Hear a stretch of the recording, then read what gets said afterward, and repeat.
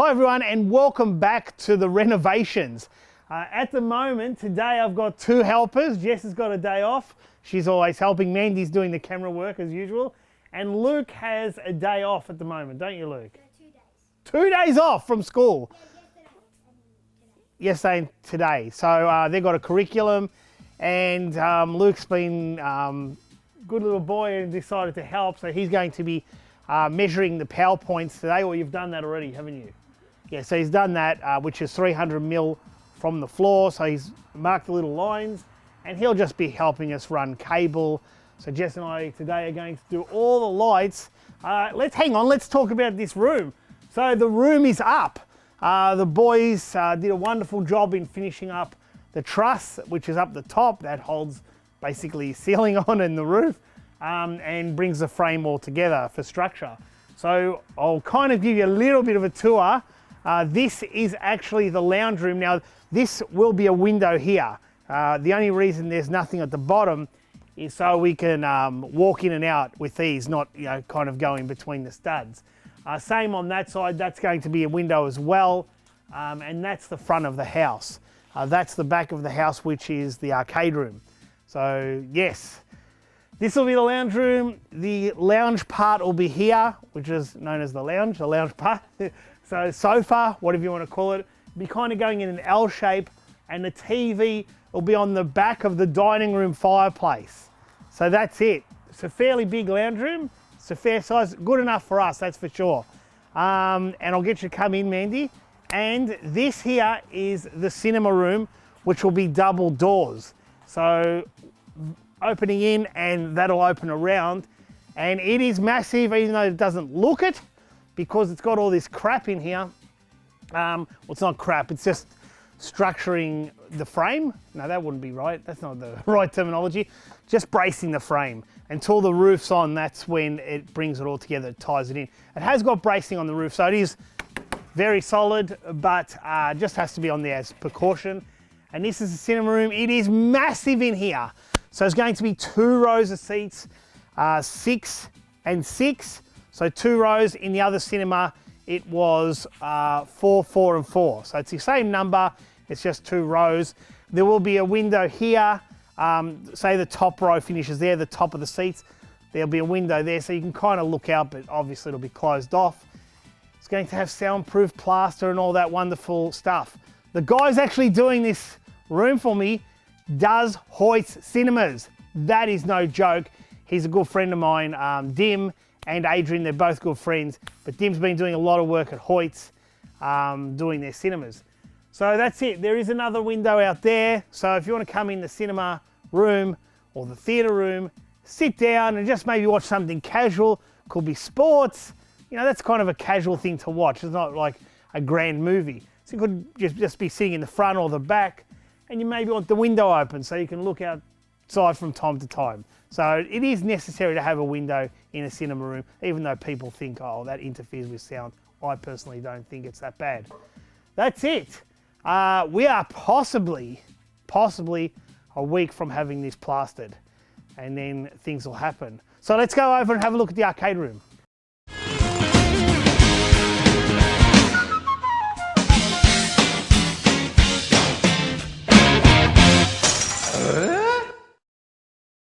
Okay, here we have the arcade room, and check out this scaffold. It's got 3 levels of scaffolding, and this is obviously to do the roof fascia. Possibly the roofers will use this to get up on and lay their roof sheeting. And it's for the wall. We're going to have rendered walls, and it's pretty much for everything else. It can be good for anything outside the house, putting up windows, things like that. Well, you can do that inside, but it is necessary to have. It's a safety precaution. I'll get down, we'll go in the room and have a look at that. It actually looks bigger now the trusses are on, and that's kind of a weird thing. When you see the floor alone, the room looks massive. Then the frame goes up, and it kind of brings it in. Now the trusses are on, it looks massive again. And then the plaster will go on, it'll look even bigger, and then you paint it, and then once you fill it, everything looks small again. So it kind of goes up and down. But it's amazing now, they have to take off that roof. They'll be doing that over the next few days. That's a lot of work to take off the existing roof and then put the rest of these trusses on. Look how massive these trusses are. I don't know if you remember last week, I was bringing them in, or not me, it was me and you, Jess. Yep. We were doing nothing compared to those guys. You know, we're not built like them. So, but just look how tall that is. It's about 3 meters high. So that'll give you an idea. And it's 10 meters long. And that's, you know, really good timber, you know, weatherproof, termite proof, all that kind of stuff. And it's just, whew. Anyway, it makes me exhausted just thinking about it. So how far away is this room? Well, we're hoping the next couple of weeks, the roof will be on. And then we'll be plastering this room. It's good to actually have that room to focus on, so I might be doing a bit of focus on that room in the next, probably next week or even the week after. We want to have that plastered and almost finished. You know, set up the stage for the rear seats, and we might talk about that. What do you think, guys? Keep in mind, I want to remember to bring this to your attention. Well, I'm not remembering, I'm just reminding everyone. These guys are doing this after hours, so after their work. They come here around 4 o'clock in the afternoon. They work till about 7 or 8 o'clock at night, so they're between 3 to 4 hours. Not every night, I'd say 4 nights out of the week. And then Saturday they come here, sometimes full day, or Sunday, it's only one of those two, and their rostered day offs. So that is usually on a Monday.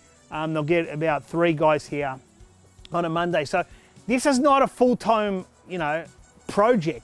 They're doing it only after hours, and I'm doing what I can, which I kind of feel useless at times because they're just so fast. I mean, they're doing this all day, every day. I'm just a weekend warrior, aren't I? I'm just like a handyman as such. But the wiring is something I can do, and that's what we've been doing, and we better get stuck onto that now.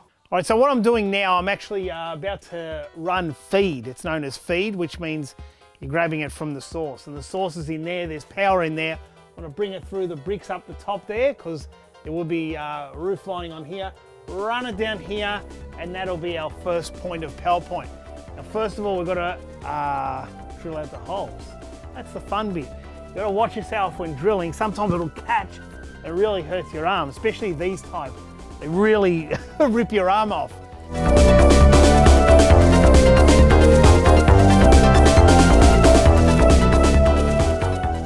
I'm in the left-hand rear corner of the cinema room at the moment, and this is where the rack is going to be going.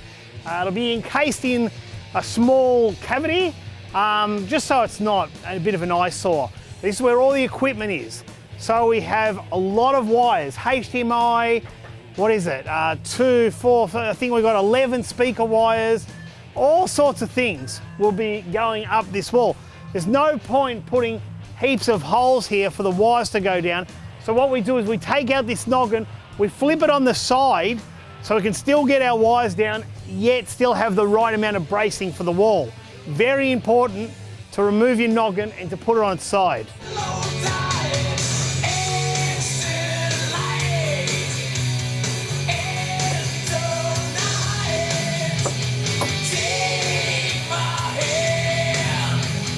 Off to Never Never Land!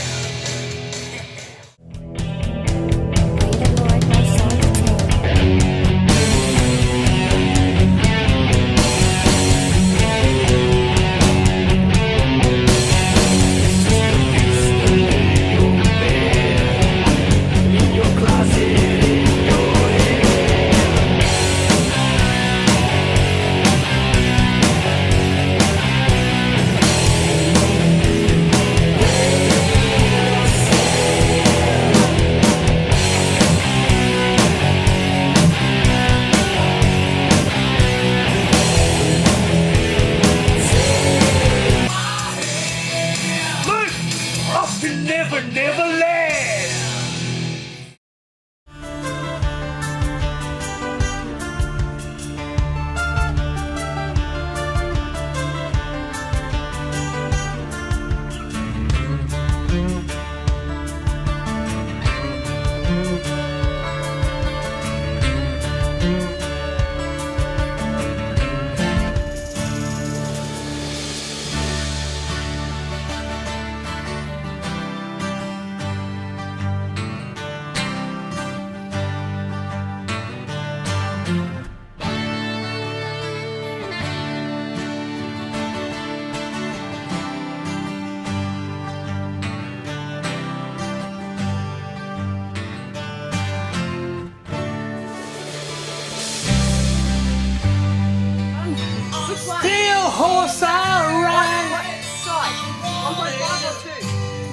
Two.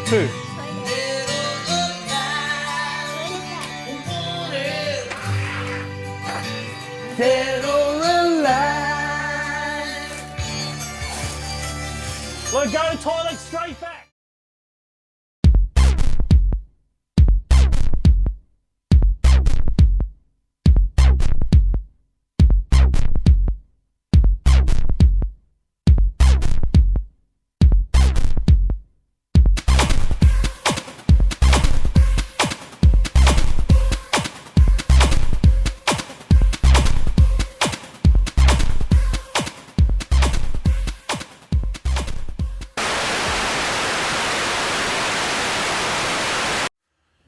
Hi everyone and welcome to another vlog.